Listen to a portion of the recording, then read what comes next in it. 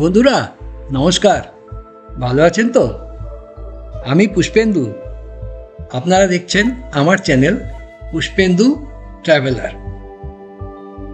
আপনারা আমার অনেক ভিডিও পোস্টিংয়েই দেখবেন যে আমি ভারতবর্ষের বাইরের অনেক জায়গার বেড়ানোর গল্প দেখাচ্ছি। তার কারণ আছে। আমি যখন দেশে যাই, মানে ভারতবর্ষে যাই, তখন ভারতের যেসব জায়গায় বেড়াই সেগুলো তো ভিডিও করি এবং পোস্ট করি। কিন্তু যেহেতু আমি আমেরিকায় থাকি, সেই কারণে আমি আমেরিকার অনেক জায়গা এবং মাঝে মাঝেই ইউরোপের কিছু জায়গাতেও বেড়াতে যাই, এবং যখন সেখানে যাই তখন চেষ্টা করি সেখানকার ভ্রমণ এক্সপিরিয়েন্স ভিডিও করে আপনাদেরকে দেখানোর। তো আমি এর আগে সুইজারল্যান্ড এবং লন্ডন, প্যারিস গেছি, কিন্তু তখন ভিডিও করতাম না, তাই পোস্ট করা হয়নি। তো এটা সুইজারল্যান্ডের দেখছেন। তো যখন আবার যাব তখন করব।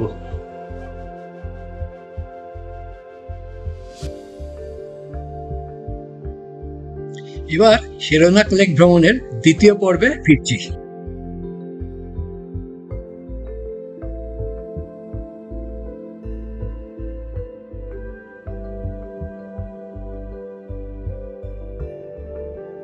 গুড মর্নিং, আমি পুষ্পেন্দু। আপনারা দেখছেন আমার চ্যানেল পুষ্পেন্দু ট্রাভেলার। আমরা এই শেরোনাক লেক এরিয়ায় বেড়াতে এসেছি। গতকাল তো পুরো দিনটাই বৃষ্টি হয়েছে। আজ শনিবার 10 আগস্ট। আজকে ওয়েদার ভালো, আজকে দেখাচ্ছে যে ওয়েদার ভালোই থাকবে। আপনাদের দেখাই, এটা একটা পাহাড়ি অঞ্চল। এসে কয়েকটা লেক আছে, লেকের ধারে আমাদের এই ব্রেড অ্যান্ড ব্রেকফাস্ট। এটা কি আমি পরে বলবো আপনাদের। এটা ঠিক আমাদের দেশে যেমন হোমস্টে হয়, আবার হোটেল হয়, তার মাঝামাঝি একটা ব্যবস্থা। এই যে এই বাড়িটা ব্রেড অ্যান্ড ব্রেকফাস্ট, এখানে আমরা এসেছি এবং ওই কিছু লোক ওখানে গল্প করছে, তারাও এসেছে, এখানে উঠেছে। আমার পিছনটা একটু দেখাই। এই হচ্ছে সেই লেক, এটার নাম কেওয়াসা লেক। এবং ওখানে কিছু ক্যানো বলে এরা, ছোট ছোট ডিঙি নৌকো, এগুলো নিয়ে যারা উৎসাহী তারা এখানে ওই ক্যানোয়িং করতে পারেন বা ডিঙি নৌকো চালাতে পারেন। এই যে এখান থেকে ঢুকে, এখানে এন্ট্রি, এখানে ছোট্ট অফিস আছে, এখান দিয়ে আমরা ঢুকেছিলাম। ঢুকে এই হচ্ছে পুরো বিল্ডিংটা। 4টে ঘর আছে দোতলায়, প্রত্যেকটা ডাবল অকুপেন্সি, 2জন করে থাকতে পারে, সঙ্গে অ্যাটাচ বাথরুম। ভালো ব্যবস্থা, আপনাদের দেখিয়েছি কীরকম। প্রায় সবকটা ঘরই একই রকম দেখতে। আর যিনি আর কি পরিচালনা করেন, ওনার বলবো আমি, হয়তো জিজ্ঞেস করে নেব, উনি ওনার না, উনি ম্যানেজ করছেন। উনি হাজব্যান্ড অ্যান্ড ওয়াইফ, বেশ বয়স্ক, ধরুন লেট 60s হবে। ওনারা নিচে থাকেন। আচ্ছা, এই দেখুন, এগুলো হচ্ছে বার্ড ফিডার। এখানে পাখিদেরকে খাবার দেওয়া হয়, এবং পাখিরা অনেক রকমের পাখি, এখানে তো পাহাড় জঙ্গলের জায়গা, প্রচুর পাখি এবং অনেক পরিযায়ী পাখিও আসে। আপনাদের আমি হামিং বার্ড দেখিয়েছিলাম, এখন এসে গেছে হামিং বার্ড। সেই সব পাখিরাও থাকে, এসে খায়। আচ্ছা, মজার ব্যাপার হচ্ছে এই হামিং বার্ড এখানে আসে গরমের শুরুর দিকে, এবং ধরুন সেপ্টেম্বরের মাঝামাঝি সময় এরা এখান থেকে চলে যায় অন্য জায়গায়। এই দেখুন উঠছে, আপনারা দেখতে পাচ্ছেন কি জানি না, আমি কাছে গিয়ে দেখাবো আপনাদের হামিং বার্ড, কালকেও দেখিয়েছি। প্রায় 8-10টা হামিং বার্ড আছে। এইগুলোদের স্পেশাল ধরনের ফিডার বলে, খুব সুন্দর। এবং এরা যখন ওড়ে তখন একটা আওয়াজ হয়, করে আওয়াজ হয়। পাখার ডানাটা অত জোরে ঝাপটায়, তাই আওয়াজ হয়, ওই জন্য ওদের হামিং বার্ড বলে। এই যে ডিঙি নৌকো বা কেন, ছোটোগুলোতে একজন বসে, বড়গুলোতে 2জন বসতে পারে। মাছ ধরছেন। আর এই ঘরটায় স্টোর রুমের মতো, এই যে এনারা মাছ ধরছেন। ওখানে 4-5 রকমের মাছ পাওয়া যায়। তো বললেন কি অনেক সময় মাছ ধরে ওনারা আবার ছেড়ে দেন জলে, আবার কেউ কেউ আছে একটু ভালো খুব টেস্টি মাছ আছে, সেগুলো ধরে এনারা বেক করেন বা অন্যভাবে ভাজেন বা রান্না করেন, যার যেরকম ইচ্ছে আর কি। দেখুন ডেক আছে, এই ভদ্রলোক ইনি মাছ ধরছেন, ফিশিং করছেন। একটু কাছে গিয়ে দেখায়। এই হচ্ছে সেই সুন্দর জায়গা, অদ্ভুত সুন্দর জায়গা। এখানে এসে যাকে বলে আনওয়াইন্ড করা, মানে আমাদের শহরের ব্যস্ত জীবন থেকে কয়েকদিনের জন্য এসে আর কিচ্ছু ভাববো না, শুধু এখানে বসে থাকবো আর দেখবো। ওই যে উপরে ঘরটা দেখছেন, ওই ঘরটায় আমরা ছিলাম। ওই যে ওটা বাইরের ডেক, আর দরজাটা দিয়ে ভেতরে হচ্ছে ঘর, সেখানে আমরা ছিলাম বা আছি, এখনও আছি। আমরা তো আগামীকাল সকালে বেরিয়ে যাবো, এখনও আছি।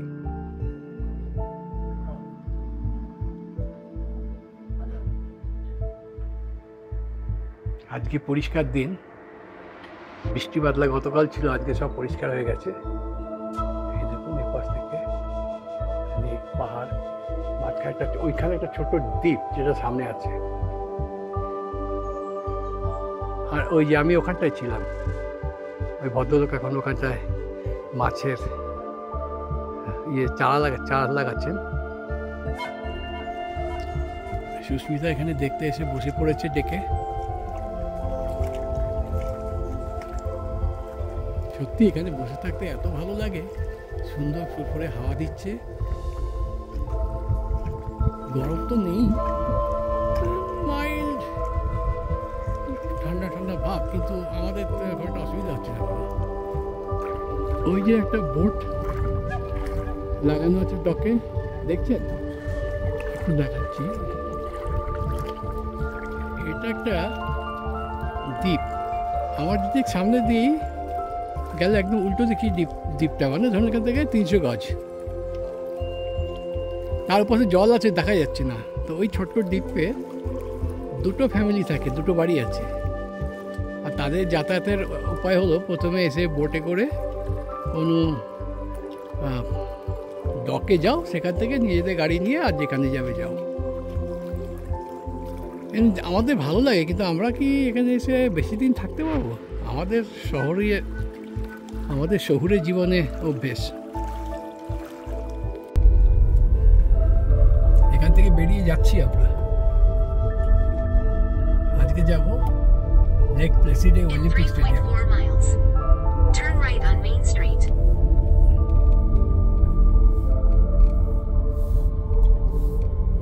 মানে বেশ কয়েকশো ফুট উপরে উঠে এলাম আর কি, মেন রাস্তায় পৌঁছাবার জন্য।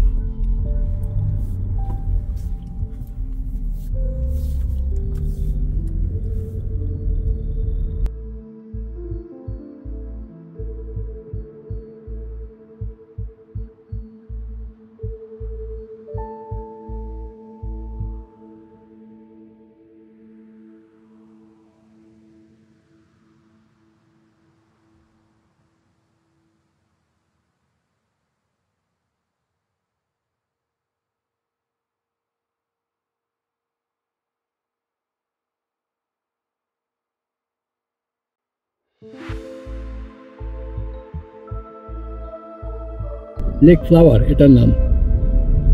এখানে অনেকে বোট চালাচ্ছেন, ক্যানোয়িং করছেন।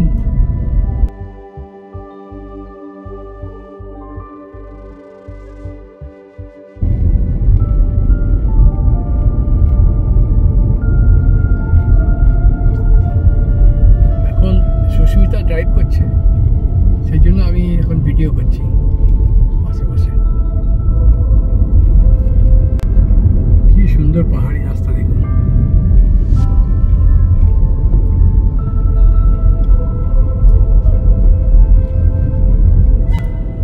বাহ বাহ, চমৎকার।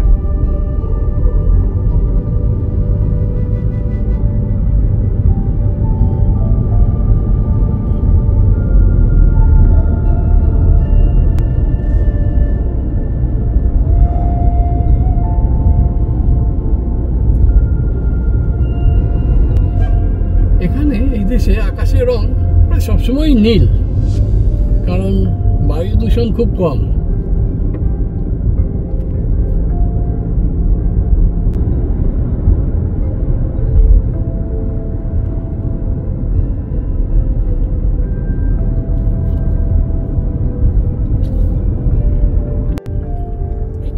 এখানে লেফট নিতে হবে।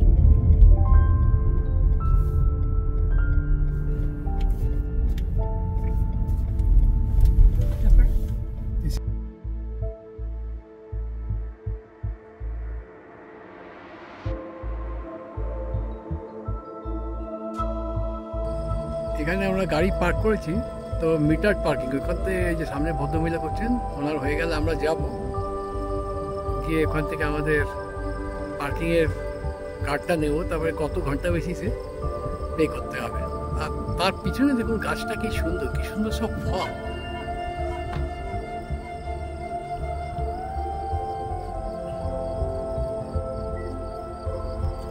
এই যে লাল লাল ফলগুলো দেখতে পাচ্ছেন,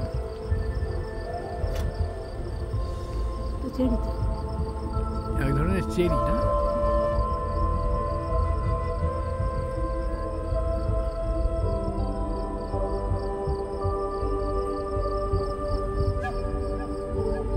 বিউটিফুল।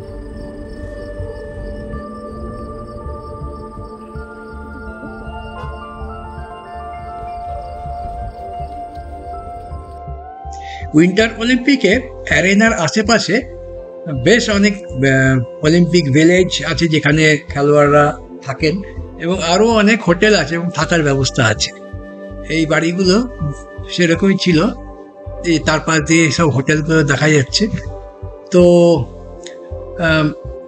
উইন্টারে অলিম্পিকটা ঠিক সামার অলিম্পিকের মতো অতটা ভিড় হয় না, তবুও মোটামুটি ভালোই লোকজন আসেন, সেই কারণে লোকজন এবং খেলোয়াড়দের থাকার ব্যবস্থা থাকে।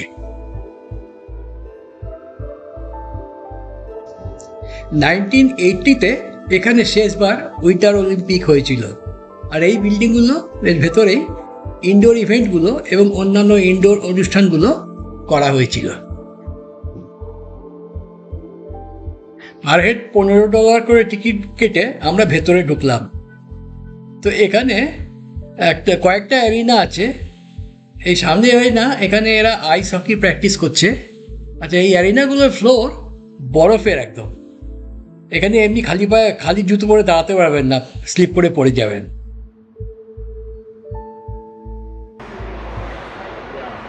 এখানে একটা গোলপোস্ট, আর ভেতরটা পুরো আইস, কিন্তু এই যারা আছে সব দেখুন স্কেটিং করছে আইসের ওপর, আইস স্কেটিং করা।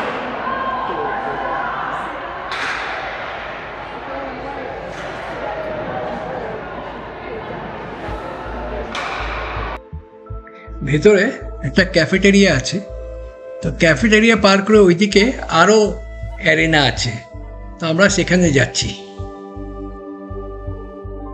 এটা আরেকটা অ্যারিনা, এখানেও মেঝে বরফের, এবং যেমন বলেছিলাম এই ধরনের অ্যারিনাগুলো একাধিক ইভেন্টের জন্য ইউজ করা যায়, যেমন ধরুন ফিগার স্কেটিং অথবা আইস হকি, এবং আরও আছে যেগুলোতে বরফের মেঝের দরকার হয়। তো ফিগার স্কেটিং বলতে গেলে যেমন অলিম্পিকে আমরা জিমন্যাস্টিক্স দেখি, একটা ফ্লোর ইভেন্ট থাকে, সেই ধরনের আর কি, কিন্তু এটা স্কেট করে করে এবং খুব সুন্দর দেখতে হয় অনুষ্ঠানগুলো। দর্শকদের বসার জন্য 2 রকমের গ্যালারি আছে। লাল গ্যালারি, যেটা নিচের দিকে এবং কাছে, টিকিটের দাম বেশি, আর হলুদ গ্যালারি, যেটা একটু দূরে, এখানে টিকিটের দাম কম। দেখুন লেখা আছে অলিম্পিক সেন্টার 1980 রিং। 1980-তে যে উইন্টার অলিম্পিক হয়েছিল সেখানে এই রিংটা ব্যবহার হয়েছিল। এই রিংকের একটা পাশে এসেছি, ওইখানে স্কোরবোর্ড,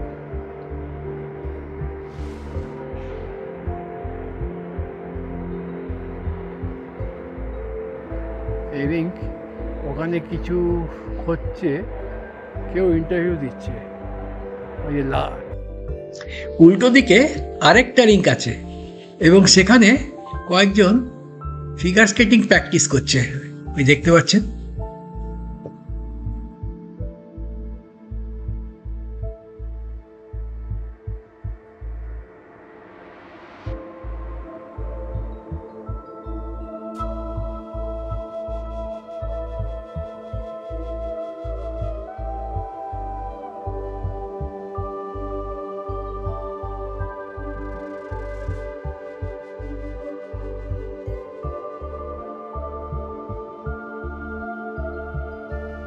ভেতরে আইস স্কেটিংয়ে আইস রিঙ্ক তো দেখতে পাচ্ছেন, এবং সেই কারণে ওখানে আইসের রিং আছে এবং পুরোটাই খোলা, বেশ ঠান্ডা, ঝাপসা হয়ে যাচ্ছে আর কি ক্যামেরা লেন্স। নিচে নেমে একটা মিউজিয়াম আছে, এখানে কিছু সংগ্রহ আছে, তো দেখব কি আছে।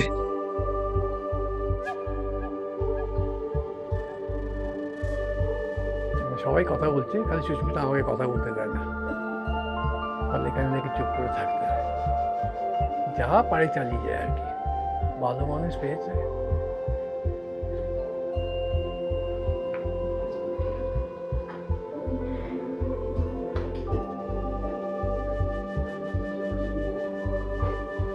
এটা হচ্ছে স্কেটিংয়ের জুতো, এটা মেয়েদের, এটা ছেলেদের।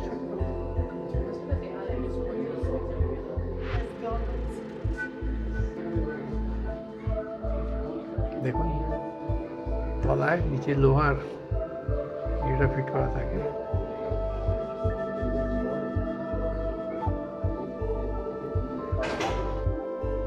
এটা স্কিইং এর সরঞ্জাম, ওই কাঠের তক্তা পায়ের নিচে বাঁধা থাকে, আর ওই যে দুটো লাঠি আছে ওই দিয়ে মাটিতে ধাক্কা মেরে পুশ করতে হয়, তখন স্লিপ করে বরফের ওপর দিয়ে এগিয়ে যায়।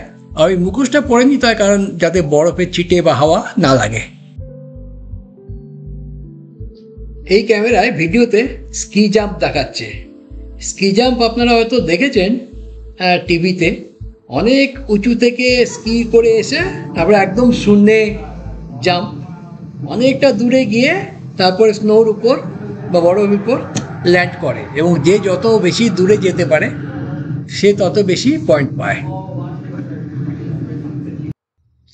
এখানে সুস্মিতা বব স্লেজিংয়ের ভার্চুয়াল এক্সপিরিয়েন্স নিচ্ছে, মানে সামনে স্ক্রিনে ছবিগুলো এমনভাবে আসবে যেন মনে হবে ওই স্লেজে করে সুস্মিতা খুব জোরে বরফের উপর দিয়ে একটা টিউবের মধ্যে দিয়ে যাচ্ছে।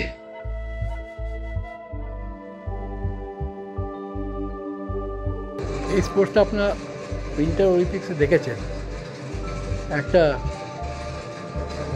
এরকম নালির মতো, তার মধ্যে দিয়ে ছোট্ট বোটে করে যেতে হয়, এবং এটা স্পোর্টস কত টাইমে আপনি একটা ফিক্সড ডিস্টেন্স কভার করলেন সেই বেসিসে র্যাঙ্কিং হয়।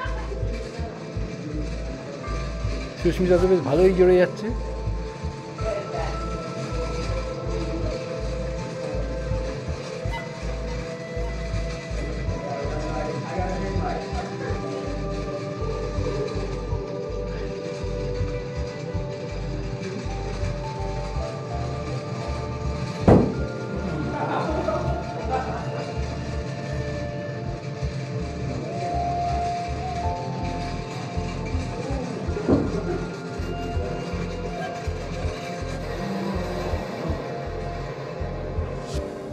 শেষ।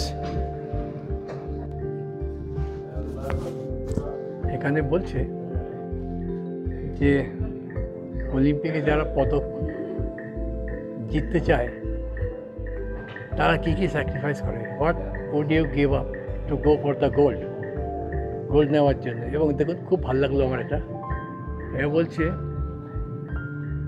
স্কুল ডেজ, কারণ এরা খুব ইয়াং বয়সে পার্টিসিপেট করে, তো ওদের স্কুলে বা কলেজ যেখানেই পড়ো অনেক কামাই করতে হয় প্র্যাকটিস করার জন্য।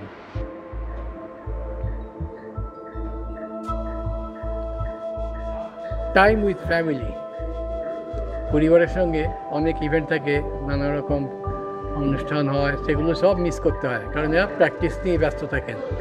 এদের অলিম্পিকে পদক জিততে হবে, সোজা কথা নয়। মানি, লটস অফ মানি, কেন? From paying for coaching to investing in equipment and travel, a successful athletic career requires a tremendous amount of funding.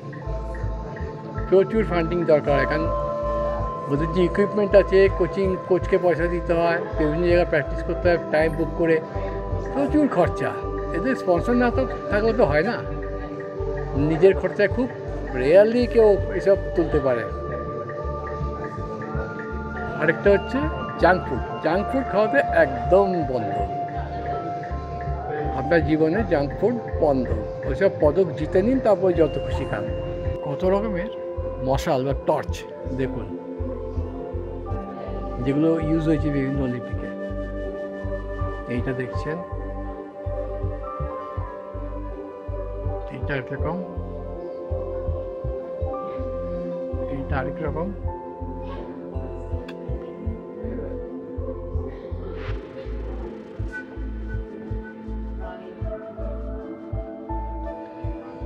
এরকম টর্চও ব্যবহার হয়েছে।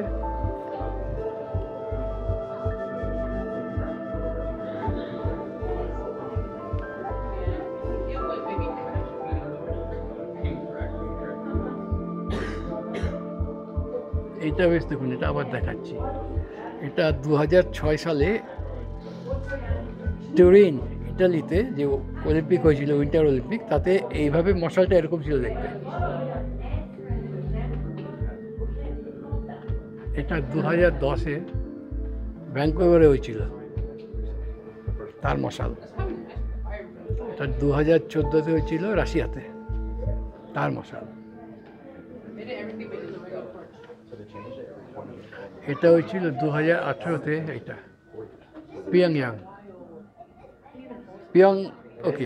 পিয়ংচ্যাং, রিপাবলিক অফ কোরিয়া। এটা অ্যাকচুয়ালি বোধহয় উচ্চারণটা পিয়ংইয়াং। 2022-এ বেজিংয়ে হয়েছিল, চায়নায়। তার মশালটা এরকম ছিল।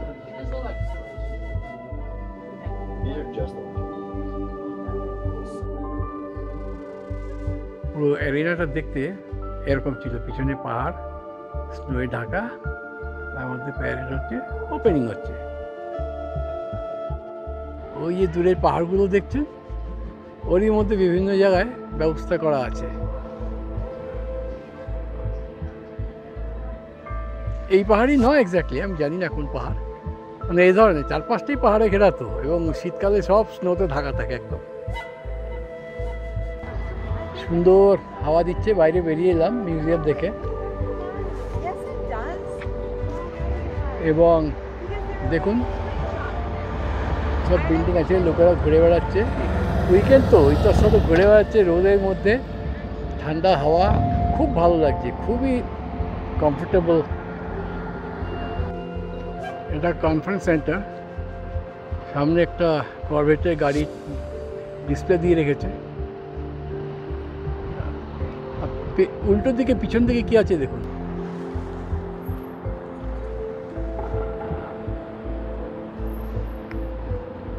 সুস্মিতা রাস্তার পাশে দাঁড়িয়ে আছে, লোকেরা হেঁটে পার হচ্ছে, লাল ড্রেস পরে সুস্মিতা।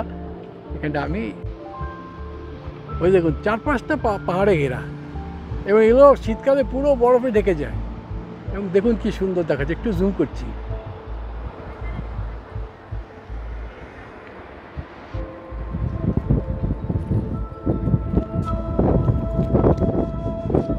আকাশে উপরে উঠে এসেছি, এসে দেখি এটা হচ্ছে, যা মনে হচ্ছে এটাই বোধহয় অলিম্পিক ভিলেজ ছিল যখন উইন্টার অলিম্পিক হয়েছিল। তো লাস্ট হয়েছিল 1980-তে, তারপরে প্রায় 42 বছর কেটে গেছে। এখন বোধহয় এগুলো ভাড়াই দিয়ে দিয়েছে, বা আপনি রিসর্ট করে দেয় হয়তো, টুরিস্টরা এসে থাকে। আর আবার যদি উইন্টার অলিম্পিক হয় এখানে, তখন আবার এগুলো সব লাগবে পার্টিসিপেন্টসদের থাকার জন্য। এইবার দেখুন লেক প্লেসিড, যেটার নামে এই জায়গার নাম। লোকেরা বোটিং করছে, আর একটু দেখাই।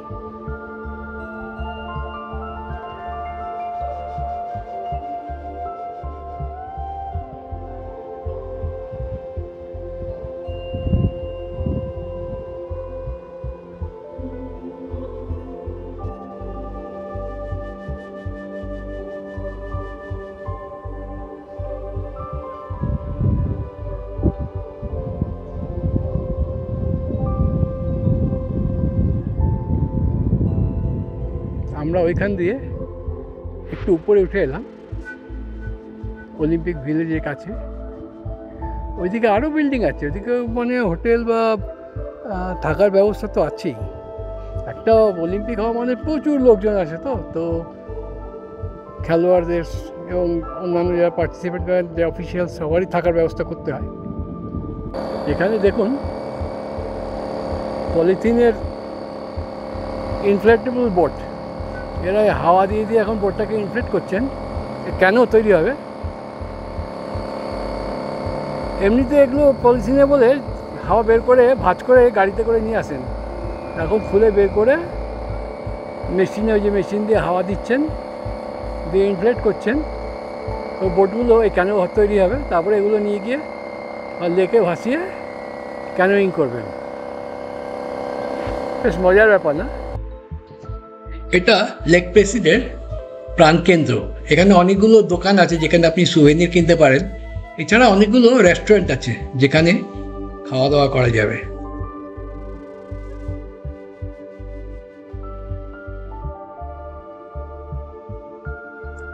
এবার লেক প্লেসিডের একদম কাছে নেমে এলাম নিচে, যে সুস্মিতা দাঁড়িয়ে আছে জলের ধারে, আরও যারা সব বেড়াতে এসছেন টুরিস্টরা সব এখানে ঘোরাঘুরি করছেন, কেউ বসে আছেন। সামনে এটা একটা অডিটোরিয়াম, মানে কোনো যদি গান বা ধরনের কোনো অনুষ্ঠান হয় তাহলে ওখানে মঞ্চস্থ হবে এবং লোকেরা এই লনে বসে দেখতে পাবে। লেকে তো দেখতেই পাচ্ছেন অনেকেই বোট চালাচ্ছেন, বা ডিঙি নৌকো বলা যায়, যেগুলো ওই বইটা দিয়ে বাইতে হয়। ওপাশেও কিন্তু সুন্দর ওই জঙ্গল বা গাছপালার মধ্যে বেশ কয়েকটা বাড়ি আছে। বাড়ি মানে কি, এগুলো কিছু কিছু হয়তো লোকেরা নিজেরা থাকেন, অনেকগুলোতেই টুরিস্টরা এসে থাকেন, বা ব্রেড অ্যান্ড ব্রেকফাস্ট বা ওই ধরনের ব্যবস্থা, যেমন আমরা আছি আর কি অন্য আরেকটা লেকের পাশে। তো খুবই মনোরম এবং আবহাওয়া খুবই ভালো।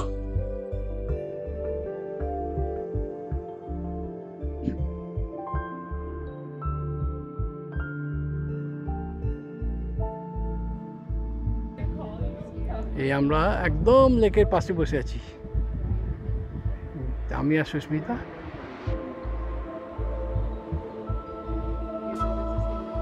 সামনে দেখুন কি হচ্ছে। এখানে লেক প্লেসিড দেখছেন, কয়েকজন একটা ছোট্ট বোট চালানো যায় কিনা সেই খবর নিচ্ছে।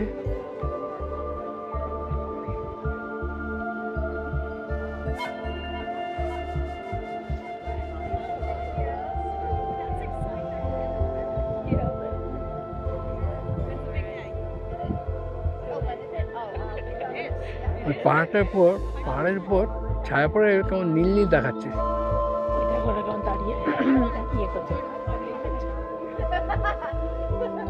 অনেকে এখানে ক্যানোয়িং করছে, আর দেখতে পাচ্ছেন এই বোটটা দেখাই,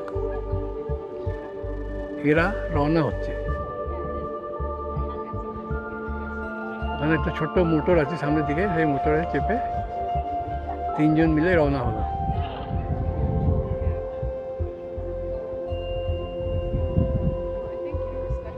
এবার আমাদের পিছনের দৃশ্য দেখছি।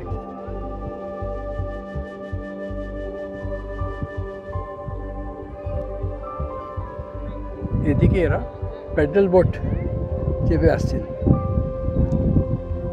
এটা বেশ ভালো, আমরা একবার চেপেছিলাম।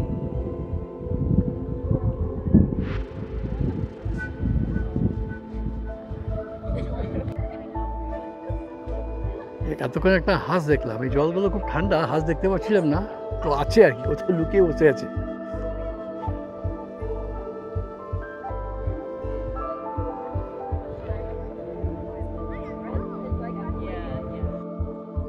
এবার আমরা যাচ্ছি লেক প্লেসিড থেকে 12 মাইল দূরে হোয়াইট মাউন্টেন বলে একটা পাহাড়ে।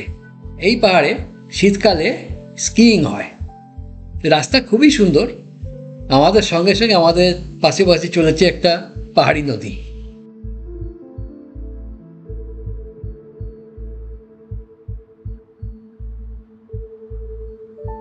আমরা পৌঁছে গেছি। বাদিকে ওই হোয়াইট মাউন্টেন দেখা যাচ্ছে, এই দেখতে পাচ্ছেন গাছের মধ্যে দিয়ে কিছু ফাঁকা ফাঁকা লাইন, ওই বাঁদিকে দুটো লাইন, ওখান দিয়ে কেবল কার যাতায়াত করে, অর্থাৎ ট্যুরিস্টদের বা যারা পার্টিসিপেট করে স্কিইং করবেন তাদেরকে উপরে নিয়ে যায় কেবল কারে করে। এবং অন্য জায়গাগুলো দিয়ে, যেখান দিয়ে যে স্লোপগুলো দেখা যাচ্ছে ওগুলো বরফে ঢাকা থেকে, ওখান দিয়ে স্কিইং করে নেমে আসে। বাঁদিকে ঘুরে ওই পাহাড়ি নদী পার করে ওই যে বিল্ডিং, ওখানে গাড়ি পার্ক করে তারপরে ওখান থেকেই কেবল কার ধরতে হয়। চলো, টিকিট ভেতরে পাওয়া যাবে।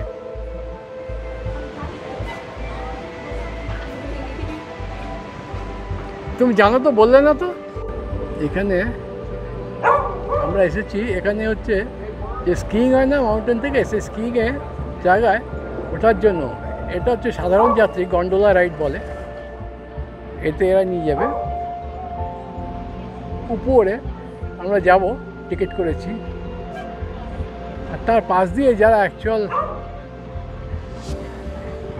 স্কিইংয়ের জন্য যায়, দেখাচ্ছি তারা কোথা দিয়ে যায়।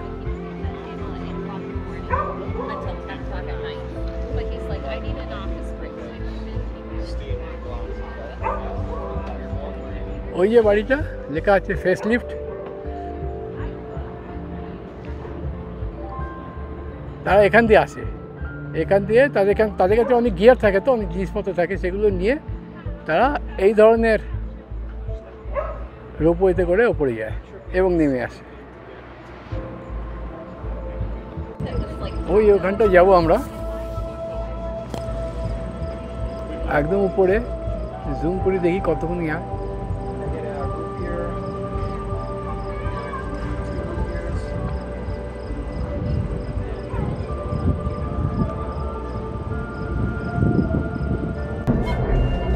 আমরা এখন কন্ট্রোলার ভেতরে, এই শুরু হলো, উঠছি আস্তে আস্তে। এই জায়গাটা থেকে উঠে এলাম আমরা, এবার যাচ্ছি উপরে। এই হচ্ছে রাস্তা, অনেক উঁচুতে উঠে গেছে। আমরা এটা প্রায় 1200 ফিটে আছি এখন, অ্যাবভ সি লেভেল। তারপরে উপরে উঠে বলবো কত ফিট ওঠে এটা।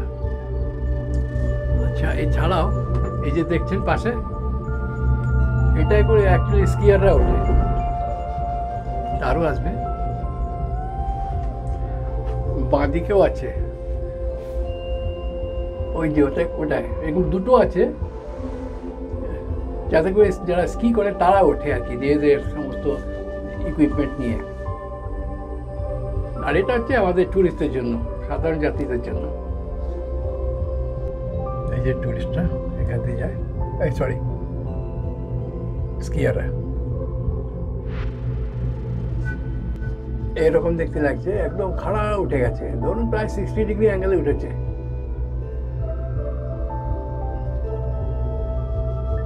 উল্টো দিকে কিরকম দেখাচ্ছে দেখি, দেখা যাচ্ছে? হ্যাঁ, এখান থেকে আমরা এলাম।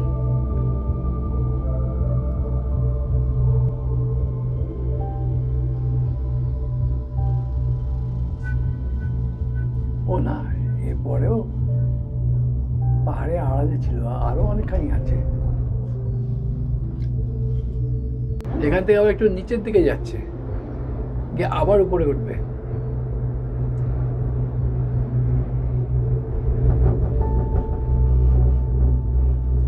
এইটা আমি কোথাও দেখিনি, উঠতে উঠতে আবার নিচের দিকে নেমে আবার উপরে উঠছে। কি আছে, জল দেখতে পাচ্ছি, এখান থেকে একটা পাহাড়ি ঝোড়া যাচ্ছে, এই যে পাথরের মধ্যে জল বইছে, দেখেছো?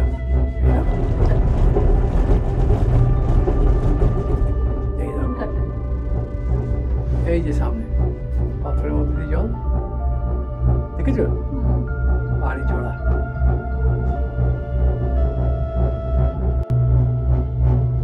ওই যে এসে গেছি, ওই উপরে বিল্ডিংটা, ওখানেই নামতে হবে। আমার জন্য লোক থাকবে তো? হ্যাঁ,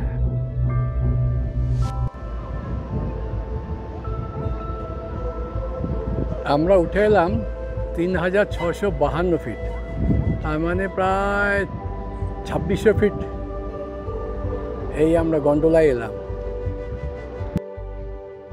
এই যে এরকম গন্ডোলায় চেপে আমরা উপরে এলাম, এই গন্ডোলাটা আস্তে আস্তে ফিরে যাচ্ছে, আর নেমেই পাশের দিকে একটা ছোট স্কিইং এর স্লোপ তৈরি হচ্ছে। এই যে স্লোপটা এখন তো শুকনো, ওই জন্য খালি পাথর দেখা যাচ্ছে।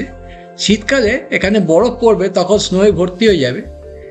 আবার কখনো কোনো কারণে স্নো কম হয়ে গেলে এখানে কৃত্রিমভাবে স্নো তৈরি করে ফেলা হয়।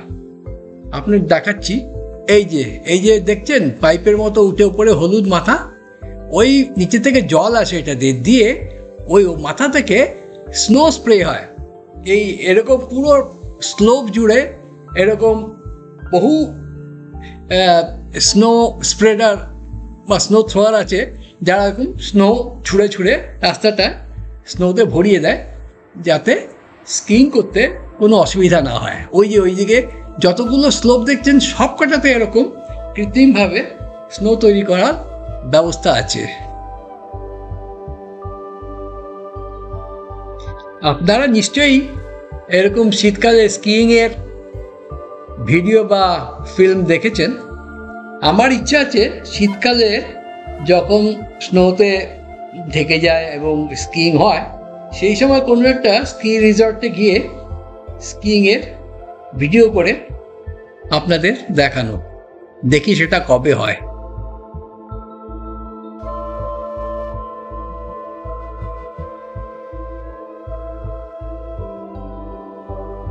এটা এই জায়গাতেই একটা অবজারভেশন টাওয়ার।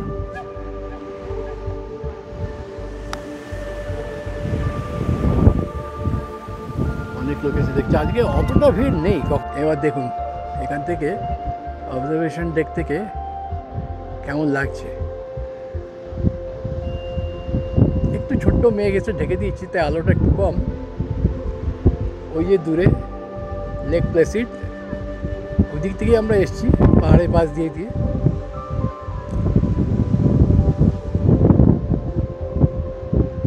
এই সেই পাহাড়ে অ্যাকচুয়ালি চূড়ো এইটা। এই যে এটা একটু আগে দেখিয়েছি, আপনি অন্য দিক থেকে দেখিয়েছি।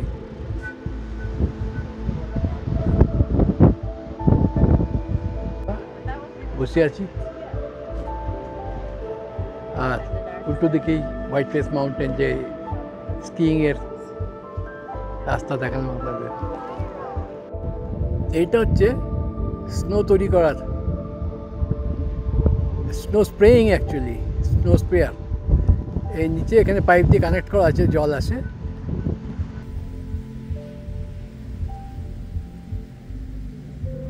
আর এই যে পাইপটার দিকে উপরে যে হলুদ মতো আছে, ওখান দিয়ে অনেকগুলো ফুটো আছে, ওটা দিয়ে স্নো স্প্রে হয়।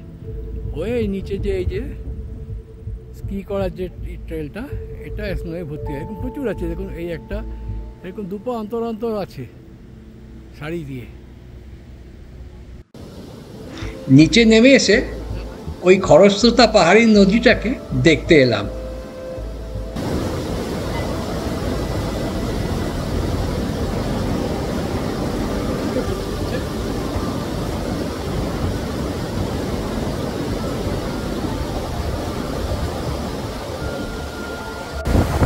ওইটাই আমরা স্কুলের অন্য দিক থেকে দেখছি এরকম দেখতে।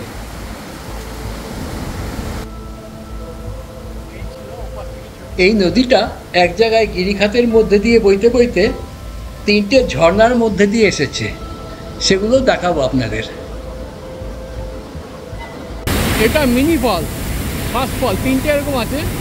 এটা প্রথমটাই, দেখুন ধোঁয়া উঠছে কেমন। এটা তার উল্টো দিক, মিনি ফল থেকে ঝর্ণাটা পড়ে বেরিয়ে যাচ্ছে।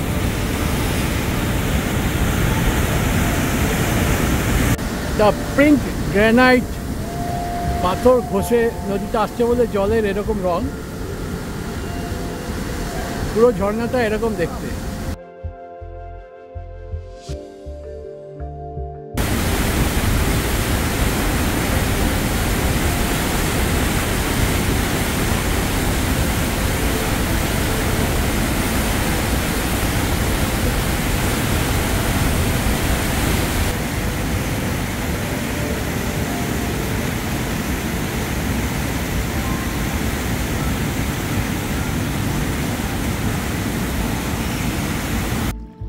আস্তানায় ফিরে এসে শেষ বিকেলে লেকের ধারে বসলাম।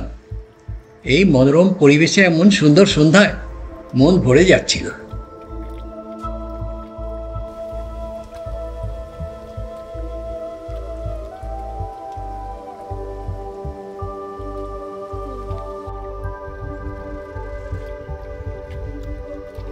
আজগুলো সপরিবারে বেড়াতে বেরিয়েছে।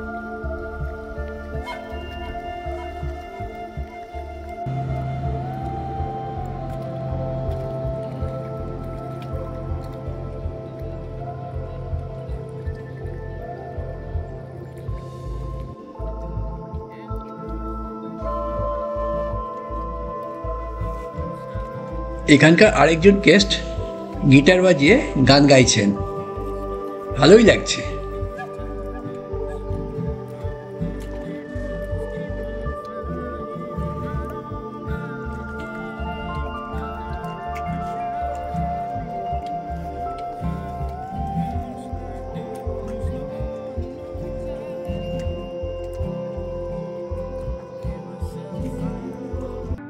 নিঝুম সন্ধ্যায় পান্থ পাখিরা বুঝি বা পথ ভুলে যায়।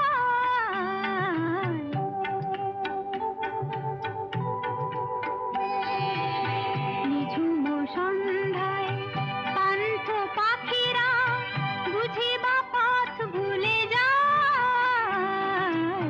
কুলায় যেতে যেতে কি যেন কাকলি আমারে দিয়ে যেতে চায়।